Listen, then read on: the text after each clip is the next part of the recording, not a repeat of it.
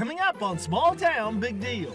We're brewing up a tasty, one-of-a-kind experience where slurping isn't only allowed, That's really, really good. it's encouraged. Discover the only commercial tea garden from sea to shining sea. Why is this the only one in America?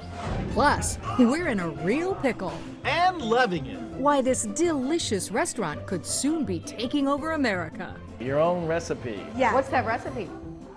And I'm getting my sugar fix at the Jersey Shore. And this big bucket has one of our ingredients in it, the grain sugar. This is a lot of sugar.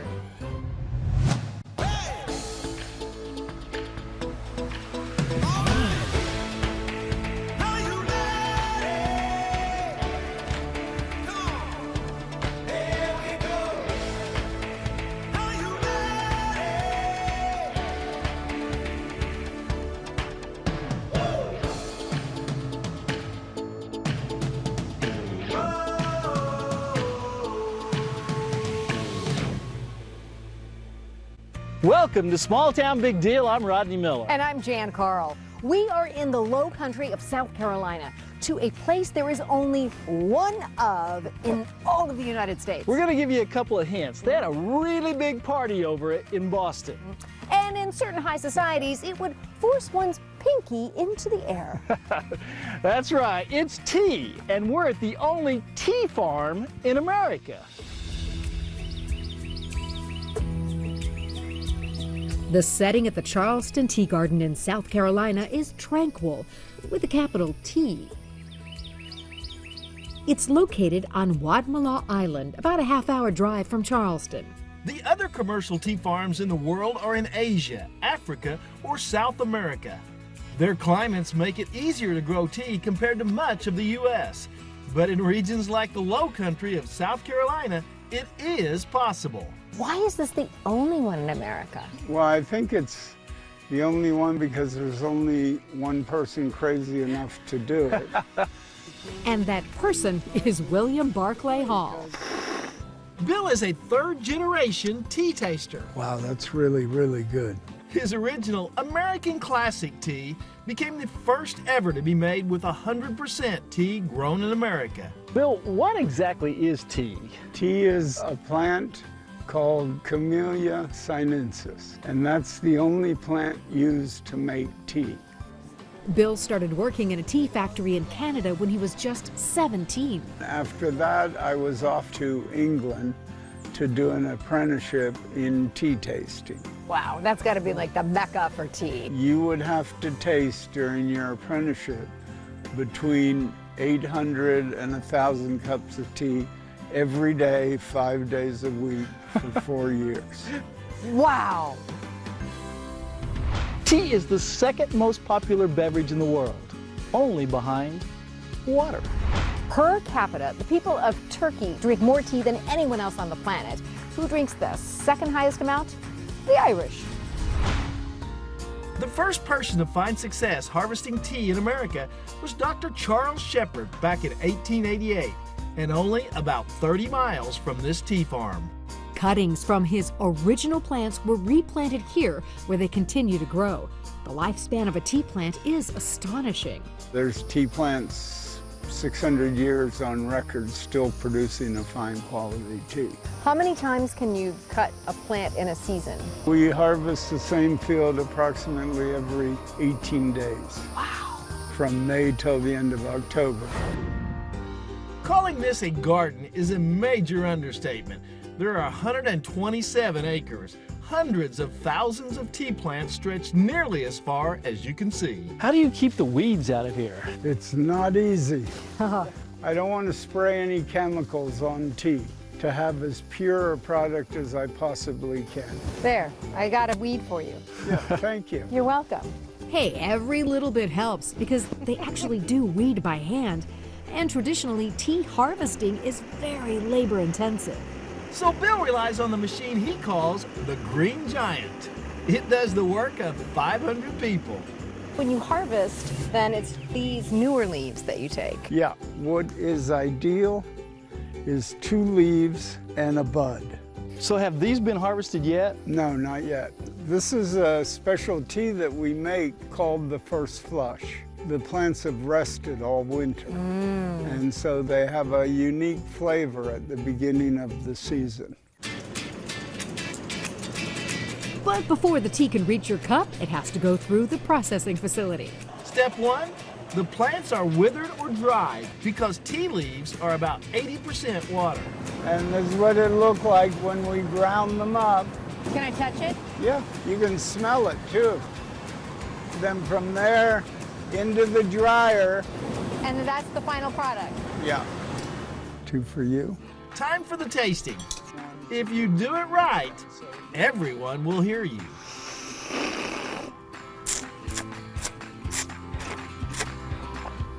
Now, I was always told to be quiet at the dinner table. Not with tea. You want to make a lot of noise. You want to roll it around your mouth. You get more tea flavor that way.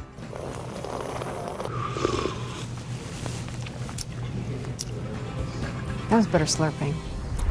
So how can you slurp some for yourself? Charleston tea is sold in gourmet stores, restaurants, and online. Or better yet, come to the garden. Up to 80,000 tea lovers visit each year. It's also the perfect way to toast Bill and his life's work. Sadly, he passed away shortly after our visit. Bill told us running the only tea farm in America was never easy, but he wouldn't give it up for all the tea in China.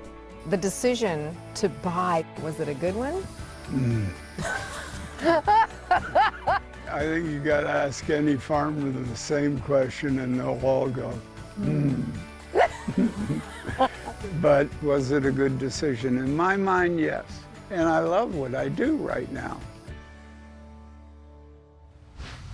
Just ahead, some Jersey Shore sweet talk. Family secret, Family secret. mouth shut, can't tell you, can't show you.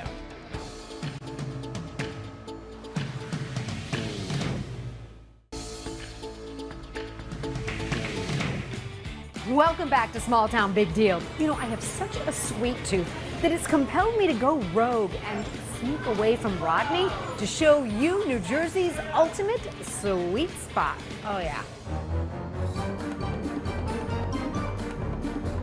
America has a long-standing love affair with candy. Oh, it's hard to scream. We're not sugarcoating anything when we say we can't get enough of it. According to one study, we eat nearly 8 pounds of candy a year. We grow up with that idea that we worked hard so we get a treat, and as adults still want that. When it comes to a classic homemade version of the sweet stuff, look no further than Shriver's on the boardwalk in Ocean City, New Jersey. Ocean City is an iconic beach enclave with a population of 11,000. It sits about 60 miles southeast of Philadelphia, part of the famous Jersey Shore. Ocean City is a wonderful city to be a part of because we are known as America's greatest family resort, so we are super happy to be here. Today, Meryl Vangelov is a third-generation owner of Shriver's. It's been a fixture on the boardwalk since 1898, making it the oldest business in town. The legacy is amazing. The tradition is something that I feel so blessed to be part of. Lots of candy is sold here, but the one that reigns supreme? Salt, water, taffy. Where do you keep the salt water that goes in the taffy? Out there in the ocean. We're out. There is actually no salt in saltwater taffy. The story is that there was a man who was a candy maker, and he had a stand in Atlantic City on the beach. One night, the ocean came up and washed over his product, and a little girl approached him and asked him if she could buy some of his saltwater taffy. And it stuck from there. Yes. Today, Shriver's makes 70 flavors in the store, and none of them contain even a drop of seawater. It's enchanting to watch the taffy come to life. And this big kettle looks like something from a storybook. So the copper kettle with all the knobs where the taffy begins, that is so Willy Wonka. We can lift this very big bucket, and this big bucket has one of our ingredients in it, and this is just the grain sugar. Grain sugar, okay. This is a lot of sugar. But remember, we're making 50 pounds. We're not making grandma's batch of cookies. That's right. So the rest of our ingredients are secret ingredients. Family secret, Family secret, okay. mouth shut, Can't tell you, can't show you. With the turn of a few knobs, we mix and heat. Oh, I see, it's doing its thing. After 8 minutes, it's ready. So that 50 pound of oozing goodness, that will make 2,100 pieces of taffy. The mix is stored in what's known as the hot room, which is kept at 95 degrees.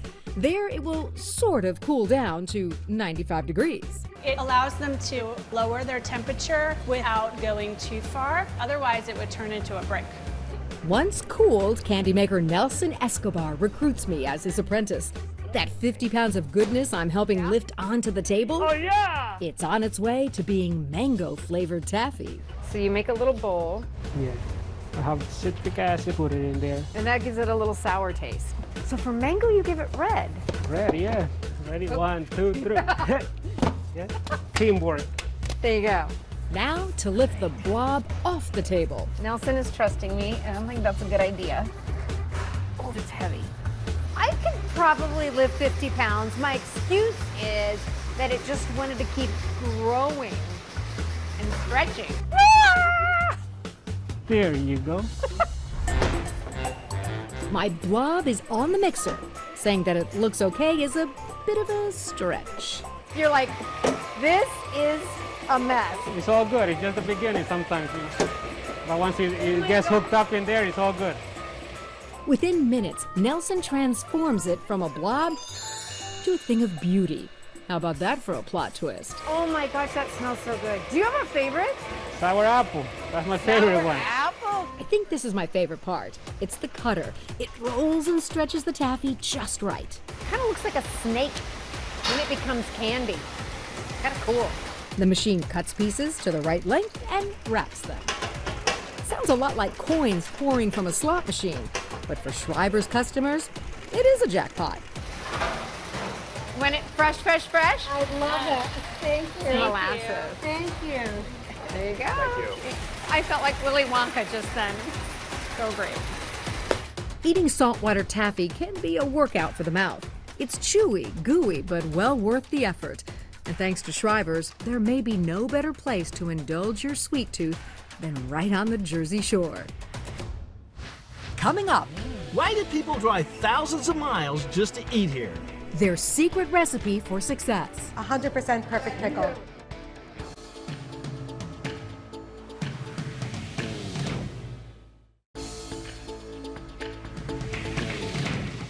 Welcome back to Small Town Big Deal. I think it should be small town big deal this time. Well, you know, I think you're right because we've kind of got ourselves in a bit of a pickle. Yeah, I couldn't have said it better myself. I'm having scooping issues. Seeds are going everywhere. Now, I forgot what all goes in mine. Oh, what a glorious pickle predicament to be in. We're trying to make sandwiches the peace, love, and pickles way. Hog the onions. While also learning how to serve up a plethora of the letter P. Okay, guys, time for your pickle party. Literally, the minute I walked in and I smelled the pickles, Pickle permeation. Peter Piper picked a pickled peppers. Something like that. A for effort, Rodney. Now, this is a particularly peculiar sandwich place because you won't find any bread here. Every sandwich is sandwiched between this delicious delicacy. Head pickle proprietor Catherine Cohen says they go through 200 to 300 pickles a day at her Northfield, New Jersey store, located less than 10 miles from Atlantic City. The pickle that we use for our sandwich, strictly our OG dill. is that like, oh goodness? Well, it's original gangster, but Oh, see, I'm so uncool. I am such a nerd. I try to be cool. I'm not cool at all. You have to brine them a certain way, your own recipe. What's that recipe? It's under lock and key. Wait, did you see that? Yep. That was like, nope. Catherine and her sister Molly started making sandwiches with pickles instead of bread for their mother, who is diabetic. Pickles are low calorie, no carb, and no sugar. Oh, they're also gluten-free. So we saw a need for a place like this. We are not just a sandwich shop. We are a sanctuary for people that have gluten intolerance and dietary restrictions. And the response was beyond their wildest dreams when they opened their first store about 3 years ago in Haddon Township, New Jersey. It was pickle pandemonia. People took trips from all over the country, and we called it their pickle pilgrimage. It was so much fun. I'm gonna get a salami pickle sandwich, please. Lo and behold, we have some people here on a pickle pilgrimage from Wisconsin. We have driven 1,053 miles in 15 hours to come to Peace, Love, and Pickles, and it is awesome. Very recently, somebody flew from Utah, got a bunch to go, and then went to the airport and went right back home. Oh my goodness. Wow. Yes, that is a hardcore pickle pilgrimage. Yeah, they need a plaque or something from They you guys, do. right? You know. They need a pickle pilgrimage plaque. What have we been doing everything wrong? All wrong? Well, I'm afraid that describes our pickle making prowess perfectly. The first thing we're gonna have you guys do is we're gonna have you guys each grab 2 pickles each, because every sandwich has 2 pickles. 2 pickles. Slice the pickles in half, and then use the ice cream scooper to scoop them out. I'll be back to check on your progress in 3 minutes. It may take longer than 3 Yeah. minutes. Oh, I already messed up. I didn't cut. Oh, stop it. Oh my gosh. I didn't need that finger anyway. Oh my gosh. I'm looking through the window and I'm like, wow. It's like watching a train wreck in slow motion. Okay, I don't know. I'm gonna see how spicy this is. You're not supposed to eat it. Let's see, a little bit of lettuce. Man, my sandwich is getting big. So then I think we do this. Oops, oops. What are you doing? Keeps turning over. Voila. All right, guys, are you ready? Yes. Yep. Oh my. Did you guys use rubber bands on your sandwiches? Well, I guess rubber bands are gluten-free, right? Thankfully, Catherine brings in a pickle pro to show us how it's done. Nicole, you are so fast. You're so good. You are a pickle sandwich artist. Thank you. We are not worthy. Of course, building a sandwich is just the first challenge. We are in a whole new pickle trying to eat one. I know you can't believe this, but I can't get my mouth around it. Okay. I want to thank y'all for coming out and making such a big deal of us. Here you go. Here's some hats. You guys, we also think you're kind of a big deal. Oh my gosh! Did you do You this? can find Peace, Love, and Pickles in 3 New Jersey locations, but they're about to roll out a national franchise program to expand their pickle prospects. My hope for the future is to be able to bring Peace, Love, Pickles throughout the country and to be able to offer that same sanctuary feeling in different areas across the United States. That would be pretty awesome.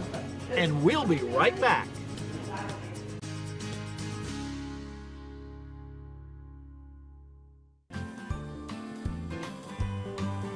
We hope you've enjoyed this episode of Small Town Big Deal. You know, Jan, I really didn't know that there were commercial tea farms in America. That's right, just the one. And I guess I already knew you were a pretty good slurper, but more than just tea, by the way. Yeah.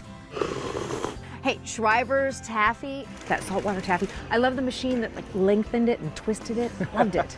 I love taffy too, but you know, I really was surprised that I like pickle sandwiches so much. And those sandwiches are ingenious. So, you want to go back and get another one? They're pretty big. Maybe we split one. I'm Rodney Miller. And I'm Jan Carl. Join us again next week when once again we celebrate the great stories from across America. We hope you've enjoyed this episode Whoa, of there's something up there. Squirrel. Hello, buddy. I really am one of those people. Squirrel! Are we supposed to act like we don't know that? Welcome back to Small Town Big Deal.